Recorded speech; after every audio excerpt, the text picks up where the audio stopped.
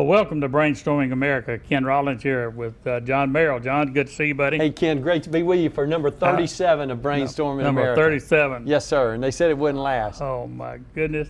And the people that are just knocking at the doors. Lordy, man. You think we can get us an audience just to come on in here and watch what we do? I think Any of you folks out there would like to come in with us and maybe say something some to people us? we could probably charge. You think? I think so. Some of them we'd have to pay to keep away. All right, enough of that. When we left our last show, I forgot what we were. Something I want to talk about. I saw happen last week. I saw your president in a UAW strike. And he was out there amongst the strikers as the president of the United States. As the former Secretary of the State for 8 years, where does that fall in line of free enterprise when you dealt with business people? That you didn't have to worry about our governor sitting in there taking sides with a different workforce or something against the businesses. Does that smell to you? It's a problem, Ken, and it's a convoluted problem because we've crossed so many lines today. I think it's important to remind people that once you're elected, you're not the representative, the senator, the governor, the secretary of state for the Republicans. You're not the governor, the senator, the congressman, the legislator, or secretary of state for the Democrats. You are that elected individual for all the people that live in the state where you live. And if you're at the federal level, you represent all of the people of the United States as well as your individual state. Now, if President Biden has an affinity for the people who are a member of labor unions, then that's fine.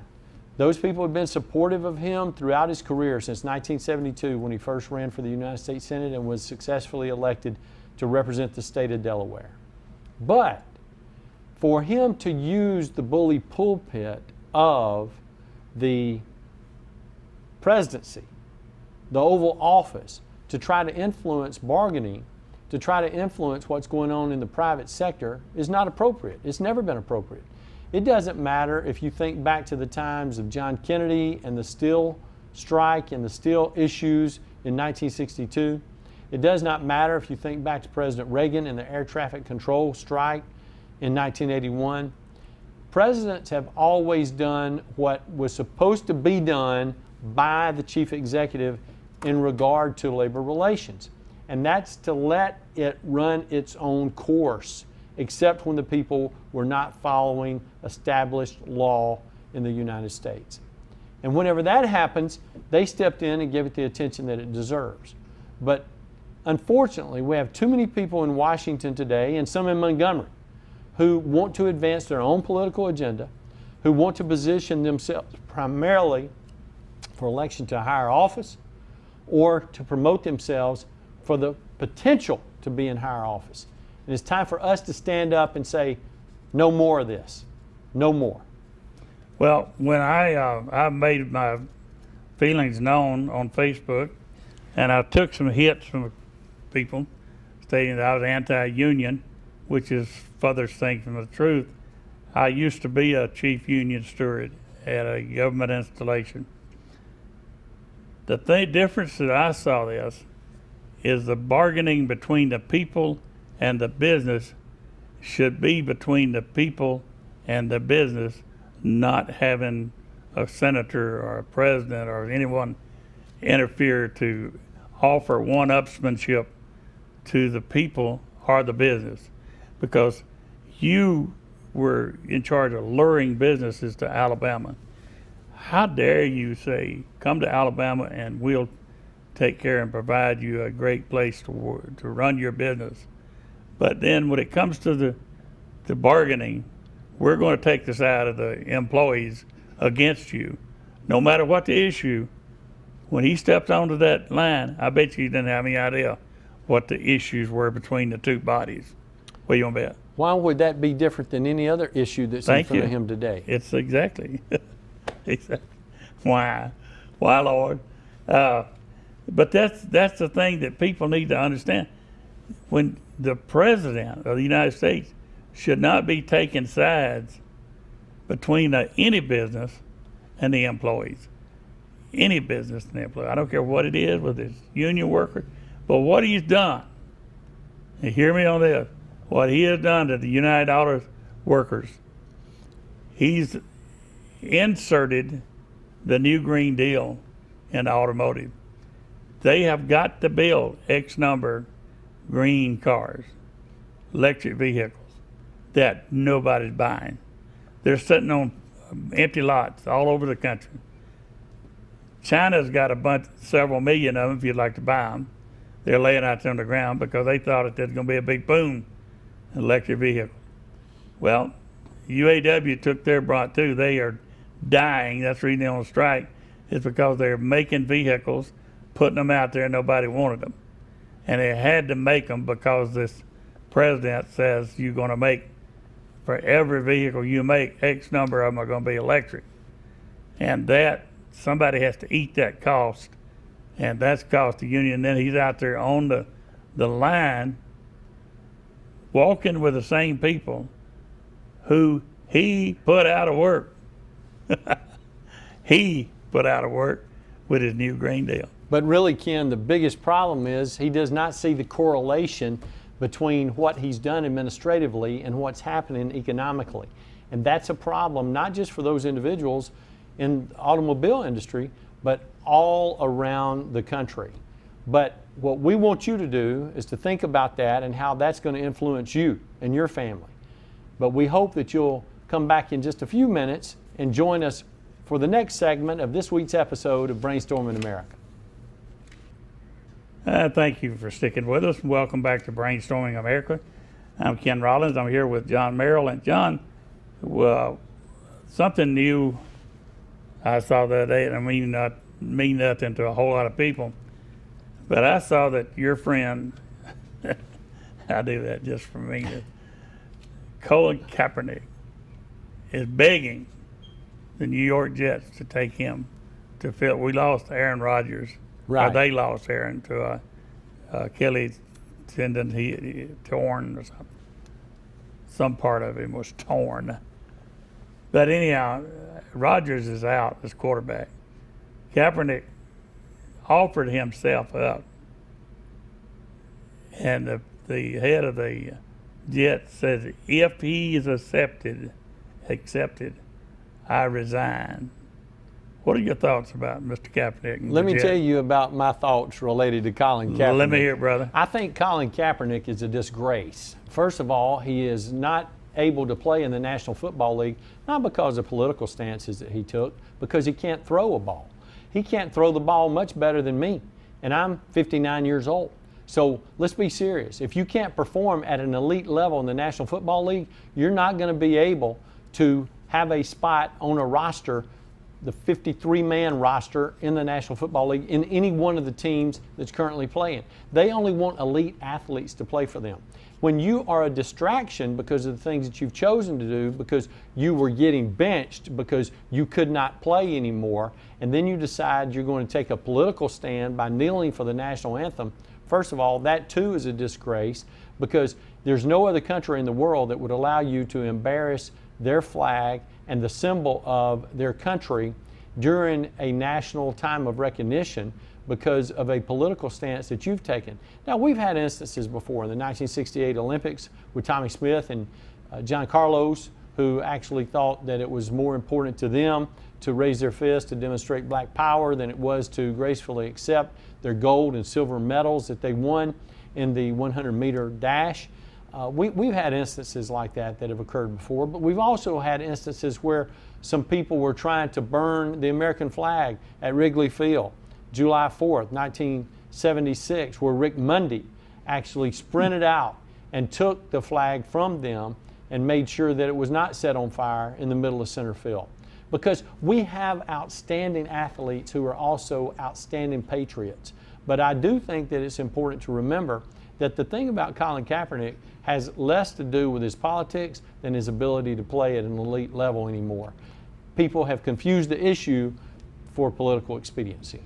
Imagine you played 10 to 15 years in baseball, and all of a sudden, John Merrill has received the best play of the series.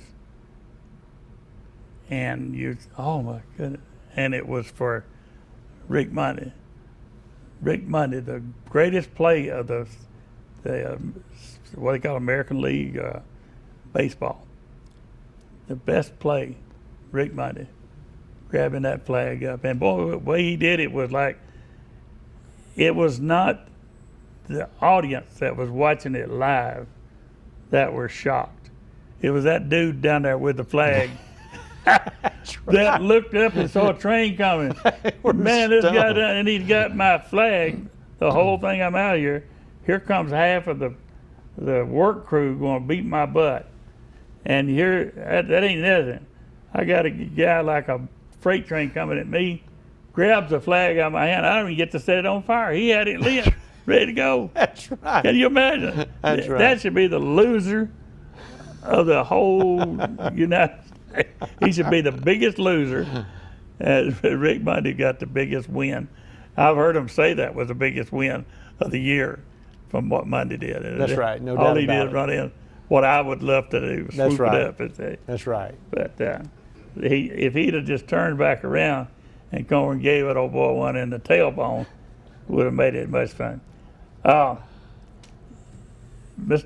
Kaepernick's destiny, we'll probably talk about again someday, but I hope it's not anytime soon, because surely Well, it won't be about his contributions on the field, I can assure you that, because Well, you remember- nobody is going to sign that clown to play for them in any role whatsoever in a National Football League environment. He set up not too long ago. He set up some showcases over in the Atlanta area, where he would show them to potential ball team, and then he sent them to the wrong field. And then when they went to the next field, he went somewhere else. He had a moving target. Nobody ever got to see what he could do, and the ones that did see it was not impressed with it. Well, we've already seen what he could do, and that's can't not do. play as an effective member of a Absolutely. National Football League team. You nailed In it. spite of the fact that they went to the Super Bowl one of the years that he was playing there, they did that in spite of his ability. Yeah, you are absolutely right. What is since you left the Secretary of State, you've been working for an engineering firm, Wagner. What are they doing since you've been there now? You've been there long enough to know what kind of impact they're having in the state of Alabama. What are they doing that I would be interested in? Well, we're continuing to try to work with our 464 municipalities, our 67 counties, and to ensure that any utilities or general associations or private sector investments that have the need for civil engineering services, that we're offering ourselves in order to provide those at an elite level.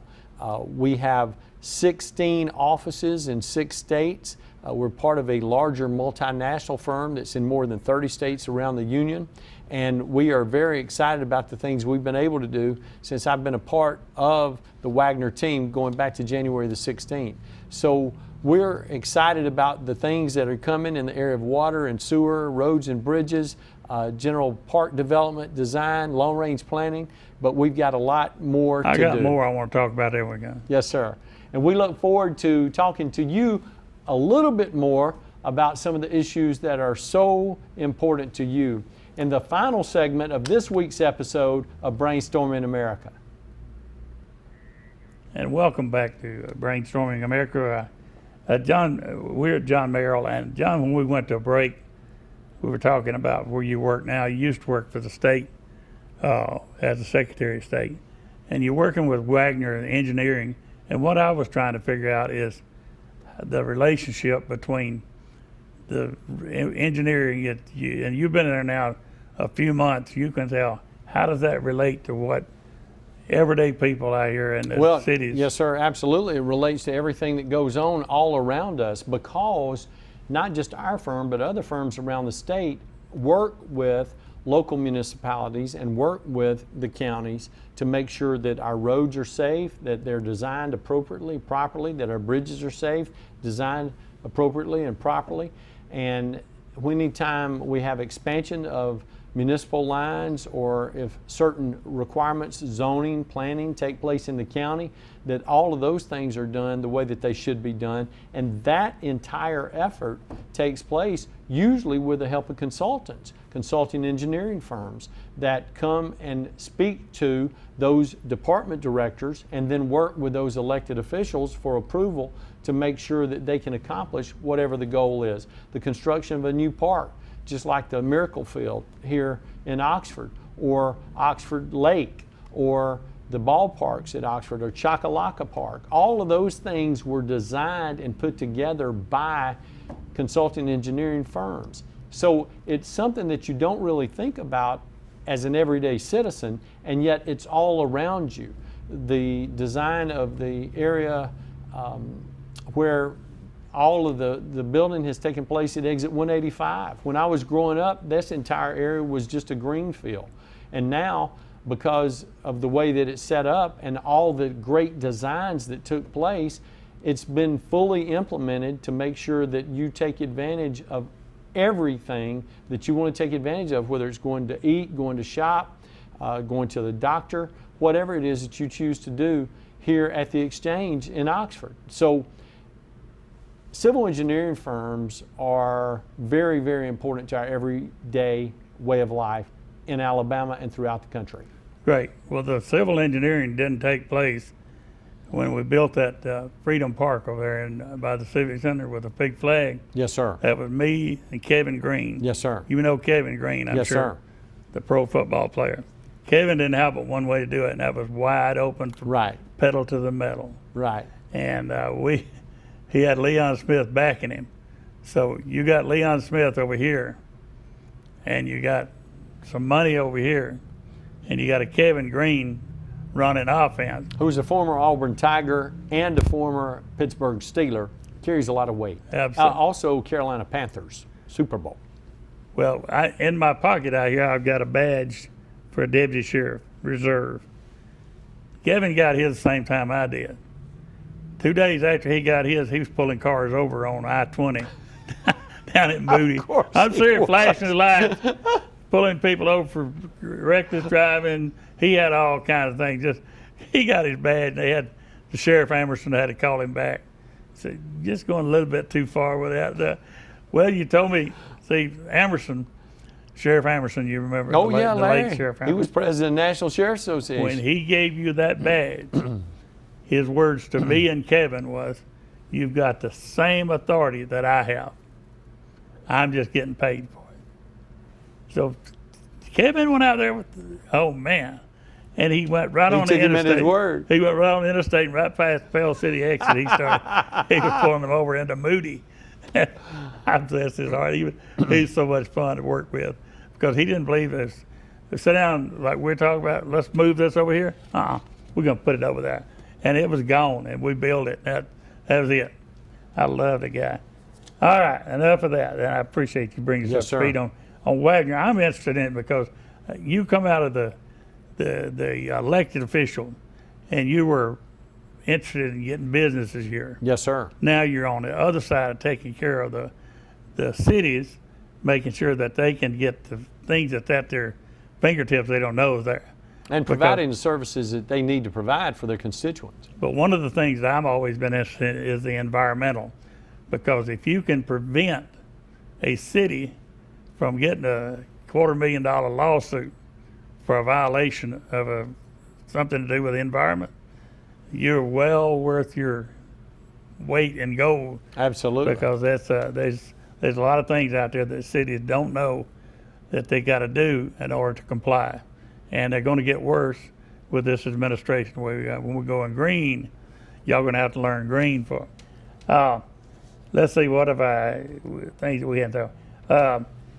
When Trump closed that European pipeline to Germany, Russia could not get oil.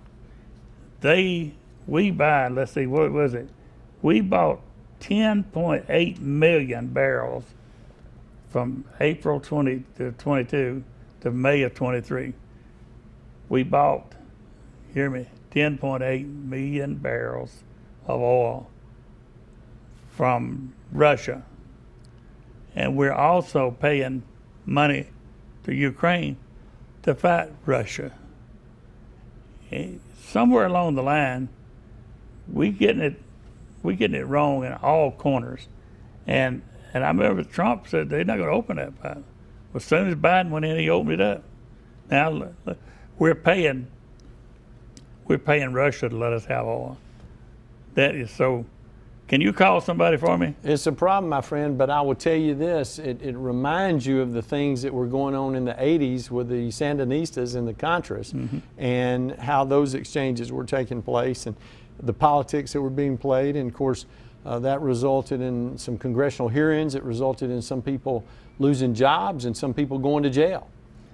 You know what Narcan is, don't you? Yes, sir. Folks out there that don't know it, it's a kit somebody that overdosed and you use to save their life. Simple as that.